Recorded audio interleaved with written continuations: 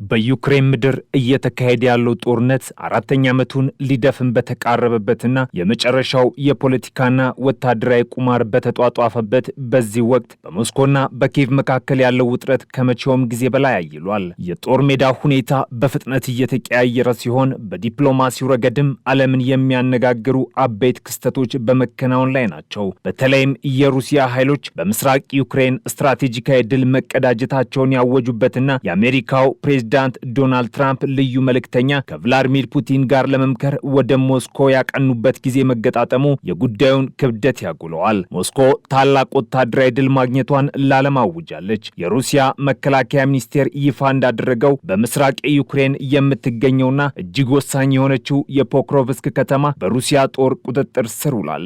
የከተማ ለዩክሬን ሰራዊት የሎጂስቲክስና ስንቅ ማቅረቢያ ዋና ማዕከል በመሆኗ መያዟ ለሞስኮ ባለፈው አንድ ዓመት ውስጥ ካስመዘገበቻቸው ድሎች ሁሉ የላቀውና ትልቁ ስትራቴጂካዊ ስኬት ተደርጎ ተወስዷል። የሩሲያ ጦር አባላት በፖክሮቭስክ ከተማ ማዕከላዊ አደባባይ ላይ የሩሲያን ሰንደቅ ዓላማ ሲሰቅሉ የሚያሳይ ቪዲዮ በቴሌግራም ገጾች በስፋት ተሰራጭቷል። እንደ ሩሲያ ጦር ገለጻ ወታደሮቻቸው በፈራረሱ ህንፃዎችና ጭር ባሉ መንገዶች ላይ በመራመድ ከተማዋን ሙሉ በሙሉ ተቆጣጥረዋል። ይህ ዜና ለፕሬዝዳንት ፑቲን የተነገራቸው በወታደራዊ ኮማንድ ፖስት ጉብኝት ላይ ሳሉ ነበር። ፑቲን የከተማዋን መያዝ ወሳኝ እርምጃ ሲሉ የገለጹ ሲሆን የልዩ ወታደራዊ ዘመቻው ግቦቹ ለማሳካት ቁልፍ መፍትሄ እንደሚሆንም ተናግሯል። የሩሲያ መከላከያ ሚኒስትር አንድሬ ቤሌሶቭም ለወታደሮቹ የእንኳን ደስ አላችሁ መልእክት ያስተላለፉ ሲሆን ይህ ድል ለቀጣይ ወታደራዊ ስኬቶች በር የሚከፍት መሆኑን አስምረውበታል። ከፖክሮቭስክ በተጨማሪ የሩሲያ ኃይሎች በካርኪቭ ክልል የምትገኘውን ቦቭቻንስክ ከተማና በዶንቴስክ ክልል የሚገኘውን የክሊኖቬ መንደር መቆጣጠራቸውንም የሩሲያ መከላከያ ሚኒስቴር አስታውቋል። በደቡባዊ ዛፖሬዥያ ክልልም የሩሲያ ኃይሎች ወደ ሁሊያፖሊ ከተማ በመግባት የጎዳና ለጎዳና ውጊያ እያካሄዱ መሆኑ ተዘግቧል። በሌላ በኩል ዩክሬን የፖክሮቭስክን በሩሲያ መያዝ እስካሁን በይፋ አላረጋገጠችም። የኪየቭ ባለስልጣናት ዝምታን የመረጡ ሲሆን ፕሬዝዳንት ቮሎዲሚር ዜሌንስኪ በፓሪስ በሰጡት መግለጫ ውጊያው አሁንም እንደቀጠለ መሆኑን ተናግረዋል። የዩክሬን ወታደራዊ ሪፖርቶች እንደሚያመለክቱት በትናንትናው ዕለት ብቻ በፖክሮቭስክ ዙሪያ 43 የሩሲያ ጥቃቶች ተሰንዝረዋል። ይህም አካባቢው አሁንም የከባድ ጦርነት ቀጠና መሆኑን ያሳያል። ሆኖም የዩክሬን ወታደራዊ ሁኔታ ተንታኞችና ዲፕ ስቴት የተሰኘው የጦርነት ካርታ አዘጋጅ ቡድን የሩሲያ ኃይሎች በህዳር ወር ብቻ 505 ካሬ ኪሎ ሜትር የዩክሬን ግዛት መቆጣጠራቸውንና ይህም በጥቅምት ወር ከያዙት በጥፍ እንደሚበልጥ አመላክተዋል። ይህ የጦር ሜዳ ዜና እየተሰማ ባለበት በዚህ ወቅት በዲፕሎማሲው ግንባር የሚታየው እንቅስቃሴ እጅግ ወሳኝ ምዕራፍ ላይ ደርሷል። የአሜሪካው ፕሬዝዳንት ዶናልድ ትራምፕ ልዩ መልእክተኛ ስቲቭ ዊትኮፍ እና የትራምፕ አማካሪና አማች ጃሬድ ኩሽነር ዛሬ ከሰዓት በኋላ ሞስኮ በመግባት ከፕሬዝዳንት ቭላድሚር ፑቲን ጋር ወሳኝ ምክክር እንደሚያደርጉም ተረጋግጧል።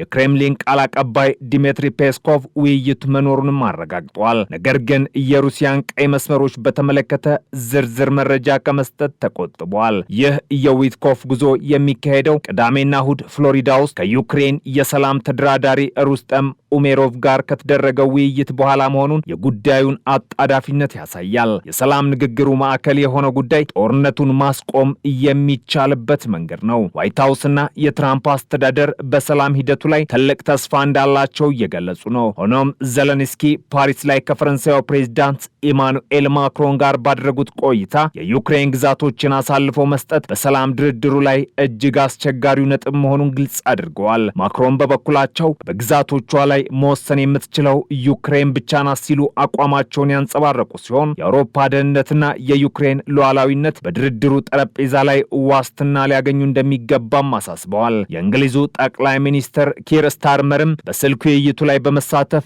የሁኔታውን ሂደት ገምግመዋል። ነገር ግን ከፊት መስመር የሚሰማው የወታደሮች ድምፅ ከዲፕሎማሲው ጠረጴዛ በእጅጉ የተለየ ነው። በጭቃ የተሞሉ ምሽጎችና በረጠቡ መሬቶች ውስጥ ሆነው የሩሲያን የመድፍ ሩምታ የሚመክቱ የዩክሬን ወታደሮች ስለሚባለው የሰላም ስምምነት ጥልቅ ጥርጣሬ አላቸው። ኬልት በሚል መጠሪያ ስሙን የገለጸ አንድ የ40 ዓመት የዩክሬን መድፈኛ ማንኛውም አይነት የሰላም ስምምነት ሩሲያ ራሷን እንድታደራጅና በከፍተኛ ጉልበት እንድትመለስ ጊዜ ከመስጠት ውጪ ፋይዳ እንደሌለው በምሬት ይናገራል። ይህ ስምምነት ለአጭር ጊዜ ፎይታ ሊሰጥ ይችላል፣ ምናልባት ለ3 ወይም ለ5 ዓመታት። ከዚያ በኋላ ግን ሩሲያ ኃይሏን አጠናክራ ተመልሳ ትመጣለች ሲል ስጋቱን ይገልጻል። ሌላው የሻለቃ አዛዥ ሰርሂ ፊልሞኖቭም ጦርነቱን ማቆም፣ ማዕቀቦችን ማንሳትና ለቀጣይ ጦርነት መዘጋጀት ለሩሲያውያን መልካም አጋጣሚ ነው። ሩሲያ እስካልተደመሰሰች ወይም አመራሯ እስካልተቀየረ ድረስ ሰላም ይመጣል ብዬ አላምንም ሲል ተስፋ መቁረጡን ተናግሯል። የዩክሬን ሰራዊት የሰው ኃይል እጥረት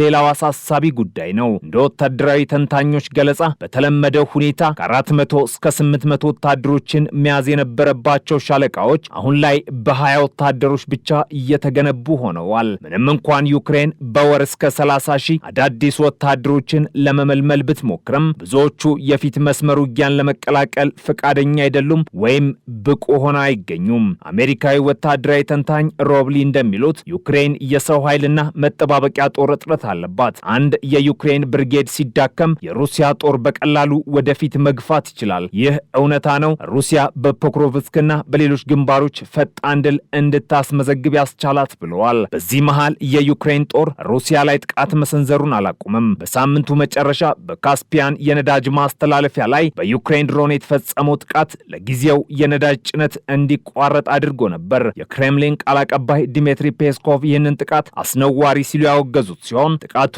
የቱርክንና የመርከብ ባለቤቶችን ጥቅም የሚጎዳ ነው ሲሉ ከሰዋል። ምንም እንኳን የነዳጅ ማስተላለፊያው ስራው እንደገና ቢጀምርም ዩክሬን የሩሲያን ኢኮኖሚ ኢላማ ማድረጓን መቀጠሏን ያሳያል። በምላሹም የሩሲያ ኃይሎች በዴኔፕሮ ከተማ ላይ የባላስቲክ ሚሳኤል ጥቃት በመሰንዘር 4 ሰዎችን ሲገድሉ ከ40 በላይ የሚሆኑትን አቁስለዋል። የአውሮፓ ህብረት የውጭ ፖሊሲ ኃላፊ ካጃ ካላስ በፑቲንና በዊትኮፍ መካከል ሊደረግ የታቀደውን ስብሰባ በተመለከተ ስጋታቸውን ገልጸዋል። ዩክሬን እጅ እንድትሰጥ ጫና ሁሉ ደካማው ወገን ላይ እንዳይደረግ እፈራለሁ። ጦርነቱን ለማቆም ቀላሉ መንገድ ሊመስል ይችላል፣ ነገር ግን ፍትሃዊ አይደለም ሲሉ አስጠንቅቋል። የሩሲያ ባንክ ኃላፊ አንድሬ ኮስቲን በበኩላቸው አውሮፓ የታገደውን የሩሲያ ንብረት ለዩክሬን ብድር መክፈያነት የምትጠቀም ከሆነ ሩሲያን ባጸፋው በግዛቷ የሚገኙ የአውሮፓውያን ንብረቶችን እንደምትወርስ ዝተዋል። አሁን ባለው ሁኔታ ሩሲያ በዶንቴስክ፣ በሉሃንስክ፣ ዛፖሬዥያና ኬርሰን ክልሎች ላይ ያላትን ቁጥጥር ሳታረጋገጥ ጦርነቱ እንደማታቆም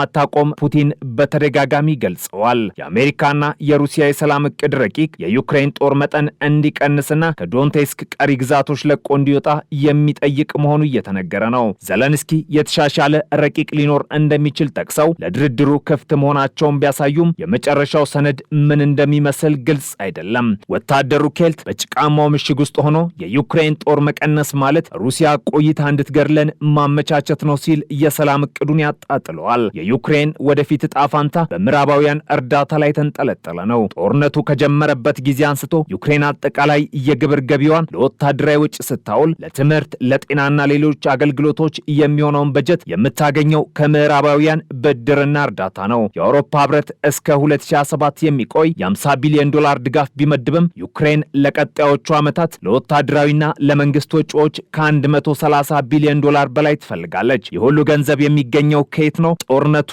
ቢቆምስ እርዳታው ይቀጥላል የሚለው ጥያቄም የኬቭን የኢኮኖሚ ምሁራን እያስጨነቀ ይገኛል። ጊዜው ለዩክሬን ፈታኝ የሆነ ይመስላል። በአንድ በኩል በምስራቁ ግንባር ወሳኝ ከተሞች በሩሲያ ወታደሮች እጅ እየወደቁ የሰው ኃይል እጥረት እያጋጠመና የወታደሩ ሞራል እየተፈተነ ይገኛል። በሌላ በኩል የትራምፕ መልእክተኛ ሞስኮ መግባትና ከፑቲን ጋር መምከር ጦርነቱ በሩሲያ ቅድመ ሁኔታዎች ሊጠናቀቅ ይችላል የሚለው ስጋት አባብሶታል። ዘለንስኪ በፓሪስና ለንደን የሚያደርጉት ዲፕሎማሲያዊ ሩጫ ይህንን ጫና ለመቋቋምና ለዩክሬን የተሻለ ድርድር አቅም ለመፍጠር የሚደረግ የመጨረሻ ሙከራ ይመስላል። የዓለም ፖለቲካ ተንታኞች እንደሚሉት በሞስኮ የሚደረገው የዊትኮፍና የፑቲን ስብሰባ ውጤት የዩክሬንን ብቻ ሳይሆን የአውሮፓን የደህንነት ካርታ ለቀጣዮቹ 10 ዓመታት የሚወስን ሊሆን ይችላል። ሩሲያ በጦር ሜዳ ያገኘችውን የበላይነት በድርድር ጠረጴዛው ላይ ወደ ፖለቲካዊ ድል ትቀይረዋለች ወይስ ዩክሬን የህልውና ዋስትናዋን ታስጠብቃለች የሚለው ጥያቄ ምላሽ ለማግኘት ቀጣዮቹ ቀናት ወሳኝ ይሆናሉ።